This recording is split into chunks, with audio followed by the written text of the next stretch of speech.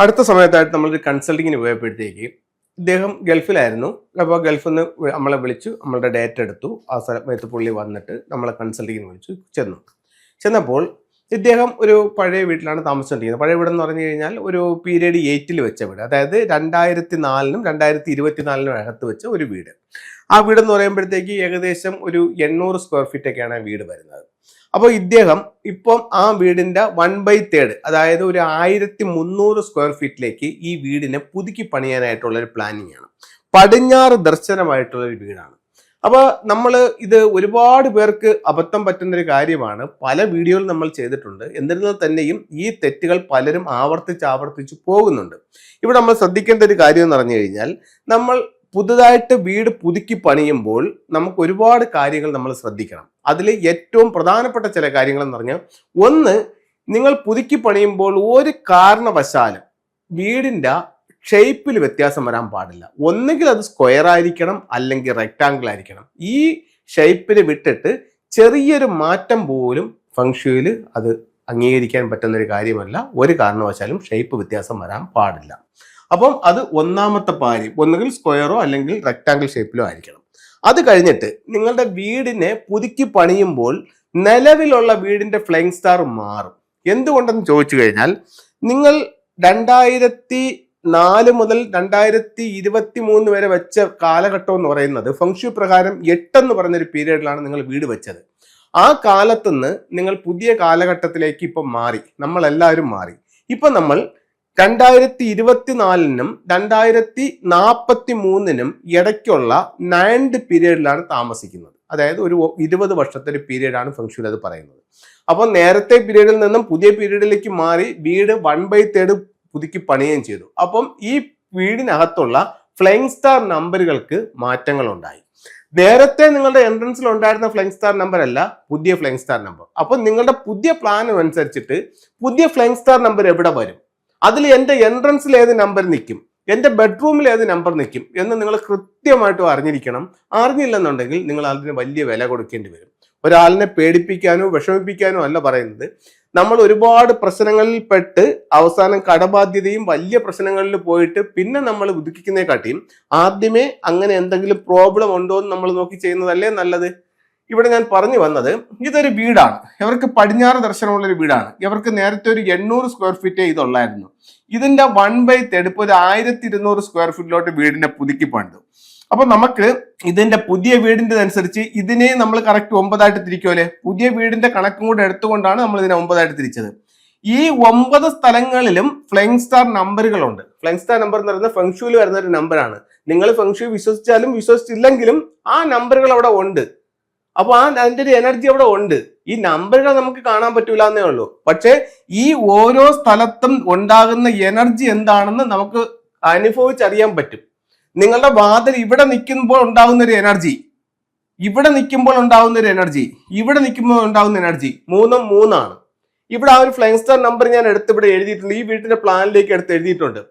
ഇവിടെ നിങ്ങളുടെ പ്രധാന വാതിൽ വന്നിട്ട് ഇവിടെ നിൽക്കുന്ന എനർജി എന്ന് പറയുന്നത് ദിക്കല്ല നോക്കേണ്ടത്, ഫ്ലൈയിങ് സ്റ്റാർ നമ്പർ ആണ് നോക്കേണ്ടത്. ഇവിടെ നിൽക്കുന്ന നമ്പർ 45 ആണ്. ഇവിടെ കൊണ്ടുവന്ന് നിങ്ങളുടെ പ്രധാന വാതിൽ വെച്ച് കഴിഞ്ഞാൽ നഷ്ടം നഷ്ടം നഷ്ടം മാത്രമായിരിക്കും ഫലം. ഇവിടെ കൊണ്ടാണ് നിങ്ങളുടെ പ്രധാന വാതിൽ വെക്കുന്നതെങ്കിൽ സാമ്പത്തികമായിട്ട് ഒരുപാട് അഭിവൃദ്ധികൾ നിങ്ങൾക്കുണ്ടാവും. വീട്ടിൽ നല്ല കാര്യങ്ങൾ നടക്കും. വീട്ടിൽ എപ്പോഴും ഒരു സന്തോഷവും സമാധാനവും ആഘോഷവും ഉള്ളൊരു വീടായി ഈ കാലഘട്ടത്തിൽ ഈ വീട് മാറും.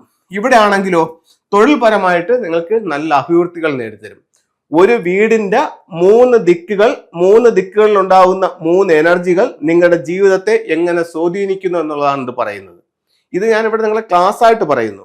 ഇത് നിങ്ങളുടെ ലൈഫിൽ അനുഭവിച്ചറിയാവുന്ന സത്യമാണ് ഈ ഇവിടെ സംഭവിക്കുന്നത്. അപ്പോൾ വീടിന്റെ ഫ്ലൈയിങ് സ്റ്റാർ എടുത്തു, നിങ്ങൾ വീട് പുതുക്കി പണിഞ്ഞ വീടിന്റെ പ്ലാനും അവിടുത്തെ ഡിഗ്രിയും കാര്യങ്ങളും എടുത്ത് ഓരോ ദിക്കിലെയും ഫ്ലൈയിങ് സ്റ്റാർ നമ്പർ എടുക്കുക. നമ്പർ എടുത്തിട്ട് നിങ്ങൾ അതിനെ സൂപ്പർ ഇമ്പോസ് ചെയ്യുക. എന്നിട്ട് ഓരോ ദിക്കിലെ എനർജി അറിയുക. അപ്പൊ ഈ വീട്ടുകാരന് ഞാൻ പോയി നോക്കി എല്ലാ കാര്യങ്ങൾ പറഞ്ഞു കൊടുത്തു. സാർ ഈ ബെഡ്റൂം ഉപയോഗിച്ചോളൂ. ഇത് കന്നിമൂലയിലെ ബെഡ്റൂമാണ്. ഇതിനകത്ത് 4-5 കോമ്പിനേഷൻസ് ആണ്. വേറെ കുഴപ്പങ്ങളൊന്നുമില്ല. ആ ബെഡ്റൂം സാറിന് ഉപയോഗിക്കാം. ഇനി ഇവിടെ 2 സ്റ്റാറുകൾ സാറിന്റെ ഫ്രണ്ട് സ്ഥലത്ത് നിൽപ്പുണ്ട്. ഇവിടെ എവിടെ വാതിൽ വെക്കണമെന്നുള്ളത് ഇപ്പോൾ സാറിന് തീരുമാനിക്കാം. അതിൽ ഈ 45 ഡിഗ്രിക്കകത്താണ് സാറ് വാതിൽ വെക്കുന്നതെന്നുണ്ടെങ്കിൽ 2043 വരെ ശരിക്ക് പൈസ വരികയും ഒരുപാട് ആഘോഷങ്ങളും ഒക്കെ ഉള്ള നല്ലൊരു പ്രോസ്പെരിറ്റി ആയിട്ടുള്ള ഒരു സ്റ്റാർ നിൽക്കുന്ന ഒരു വീടാണിത്. ഒത്തിരി നേട്ടങ്ങൾ നിങ്ങൾക്കുണ്ടാവും, ശരിക്ക് പൈസ വരും. ഇവിടെയാണ് നിങ്ങളുടെ വീടിന്റെ വാതിൽ നിൽക്കുന്നതെന്നുണ്ടെങ്കിൽ നിങ്ങൾക്ക് തൊഴിൽപരമായിട്ട് നല്ല ഗുണങ്ങളുണ്ടാവും. ഒരു 10-40 കൊല്ലത്തേക്ക് അതിൻ്റെ ഒരു എനർജി നിങ്ങളുടെ വീട്ടിൽ നിൽക്കുകയും ചെയ്യും. ഇതിൽ എന്ത് വേണമെന്ന് തീരുമാനിക്കാം. അപ്പോൾ ഈ ഗൃഹനാഥൻ എൻ്റെ അടുത്ത് പറഞ്ഞു, സാറേ ഇനിയുള്ള 20 കൊല്ലമാണ് എൻ്റെ ജീവിതത്തിലെ ഏറ്റവും നല്ല സമയം. അപ്പോൾ ആ ഒരു സമയത്ത് എനിക്ക് നല്ല സന്തോഷത്തോടെയും നല്ല ആരോഗ്യത്തോടെയും ഒക്കെ ജീവിക്കണം. അപ്പോൾ എനിക്ക് അതാണ് വേണ്ടത്. പിന്നെ എനിക്കൊരു 20 വർഷം കഴിഞ്ഞിട്ട് കിട്ടിയിട്ട് അപ്പോഴേ എൻ്റെ ഒരു ആയുസിൻ്റെ നല്ലൊരു ഭാഗം കടന്നു പോകും. അപ്പോൾ കിട്ടിയിട്ട് എനിക്ക് കാര്യമില്ല, ഇപ്പോഴെനിക്ക് വേണം സാറേ. അപ്പോൾ ഞാൻ പറഞ്ഞൊരു കാര്യം ചെയ്യാം, നിങ്ങൾക്ക് ഈ വീടിൻ്റെ സെൻറ്റർ എടുക്കാം. സെൻറ്റർ എടുത്തിട്ട് ഇവിടെ നിങ്ങൾക്ക് വീടിൻ്റെ പ്രധാന വാതിൽ വയ്ക്കാം.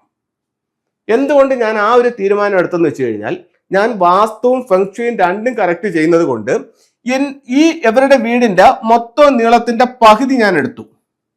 ഈ പകുതി എടുത്തിട്ട് പകുതിക്ക് ഇപ്പുറത്തോട്ട് ഞാൻ പ്രധാന വാതിൽ കൊണ്ടുവന്നപ്പോൾ വാസ്തുപ്രകാരം ഈ വാതിൽ ഉച്ചത്തിലാണ്. ഫെങ്ഷു പ്രകാരം നല്ല ഫ്ലൈങ് സ്റ്റാർ നമ്പറായ വാട്ടർ സ്റ്റാർ 9-ലുമാണ്. ഇതിന് രണ്ടിൻ്റെയും കൂടെ ഞാൻ സെറ്റ് ചെയ്ത് വീട് കൊടുത്തു. അവർക്ക് അതിൻ്റെതായിട്ടുള്ള ഗുണമുണ്ടാവും. ഇവിടെയാണ് വാസ്തുവും ഫെങ്ഷും കൂടെ സമന്വയിപ്പിച്ചുകൊണ്ട് നമുക്ക് വീട് നിർമ്മിക്കാം എന്ന് പറയുന്നത്.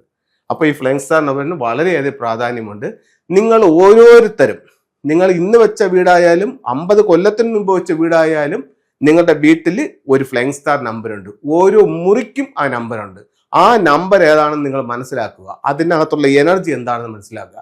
ആ എനർജിയാണ് നിങ്ങളെ മുമ്പോട്ട് നയിക്കുന്നത്. ഇനി ഫെങ്ഷുയുടെ ചില ടൂളുകൾ നമുക്ക് നോക്കാം. സമ്പത്ത് വർദ്ധിപ്പിക്കാനായിട്ട് ഫെങ്ഷുയിൽ ഒരുപാട് ടൂളുകൾ ഉപയോഗിക്കുന്നുണ്ട്. ഇതൊരു ഇൻഗോട്ട് എന്ന് പറയും, ഒരു സ്വർണ്ണക്കട്ടിയാണ്. അപ്പോൾ ഫെങ്ഷുയിൽ ഇത്തരത്തിലുള്ള ഇൻഗോട്ട്സുകൾ നമ്മുടെ ക്യാഷ് ബോക്സിലൊക്കെ സൂക്ഷിക്കുന്നത് സ്വർണ്ണ സമ്പാദ്യങ്ങൾക്ക് കൂടുതൽ ഗുണകരമായി ഫെങ്ഷുയിൽ ഇതിനെ കണക്കാക്കുന്നുണ്ട്. അതുപോലെ ചൈനീസ് നാണയങ്ങൾ ഗോൾഡും ഉണ്ട്, ബ്രൗൺസും ഉണ്ട്. ഇത് നമുക്ക് വാങ്ങിച്ചിട്ട് നമ്മുടെ ക്യാഷ് ബോക്സിനകത്ത് സൂക്ഷിക്കാം, നമ്മുടെ പേഴ്സിനകത്ത് സൂക്ഷിക്കാം, നമ്മുടെ ബിസിനസ് സ്ഥാപനത്തിന്റെ ക്യാഷ് കൗണ്ടറിൽ ഉപയോഗിക്കാം. അത് കഴിഞ്ഞിട്ട് സിട്രിൻ എന്ന് പറഞ്ഞിട്ടൊരു സ്റ്റോൺ ഉണ്ട്, വെൽത്തിനെ അട്രാക്ട് ചെയ്യുന്ന ഒരു സ്റ്റോൺ ആണ്. ഇതിന്റെ തന്നെ ഇത് പിന്നെ എൻ്റെ ബ്രേസ്ലെറ്റ് ആണ്, സിട്രിന്റെ ബ്രേസ്ലെറ്റ് ആണ്. അപ്പോൾ ഇത്തരത്തിലുള്ള ബ്രേസ്ലെറ്റുകൾ, മാലകളൊക്കെ ഉണ്ട്. ഇത് സമ്പത്തിനെ ആകർഷിക്കുമെന്നുള്ളതാണ് ഫെങ്ഷുയിൽ പറയുന്നത്. ഇതൊരു എർത്ത് എനർജിയാണ്, നാച്ചുറൽ സ്റ്റോൺ ആണ്. ഇത് നിങ്ങളുടെ ക്യാഷ് ബോക്സിലും നിങ്ങൾക്ക് സൂക്ഷിക്കാം, അല്ലെങ്കിൽ ഇത് ധരിക്കാം.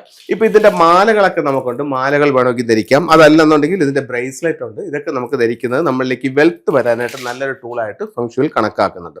അതുപോലെ നമുക്ക് ഉപയോഗിക്കാവുന്ന മറ്റൊരു ടൂൾ എന്ന് പറയുന്നത് കുബേര കോയിൻസ് ആണ്. അപ്പോൾ ഇത്തരത്തിലുള്ള കോയിൻസ് നമുക്ക് പേഴ്സിനകത്ത് സൂക്ഷിക്കാവുന്നതാണ്. ഇതൊക്കെ വെൽത്തിനെ അട്രാക്ട് ചെയ്യും. അതുപോലെ തന്നെ ഗോമതി ചക്രം എന്ന് പറഞ്ഞിട്ടുള്ളൊരു സ്റ്റോൺസ് ആണിത്. ഇത് നമുക്ക് നാച്ചുറലായിട്ട് തന്നെ കിട്ടുന്നതാണ്. അപ്പോൾ ഇത് സ്റ്റോൺ അല്ല, ഇത് ഒരു ശംഖ് പോലുള്ളൊരു സാധനമാണ്. അപ്പം ഇതിൻ്റെ 11 ഗോമതി ചക്രം നമ്മൾ വാങ്ങിച്ച് ഒരു മഞ്ഞ തുണിക്കകത്ത് പൊതിഞ്ഞ് നമ്മുടെ ക്യാഷ് ബോക്സിൽ വെക്കുന്നതും ധനവരവിന് നല്ല കൂടുതൽ റിസൾട്ട് കൊണ്ട് തരുമെന്നും ഫെങ്ഷുയിൽ പറയുന്നുണ്ട്. അപ്പോൾ നിങ്ങൾക്ക് എല്ലാവർക്കും ഇതൊന്ന് ഉപയോഗിച്ച് നോക്കാവുന്നതാണ്. എല്ലാവർക്കും എല്ലാ ഐശ്വര്യങ്ങളും ഉണ്ടാവട്ടെ പ്രാർത്ഥിച്ചുകൊണ്ട് നിർത്തുന്നു. നന്ദി, നമസ്തേ.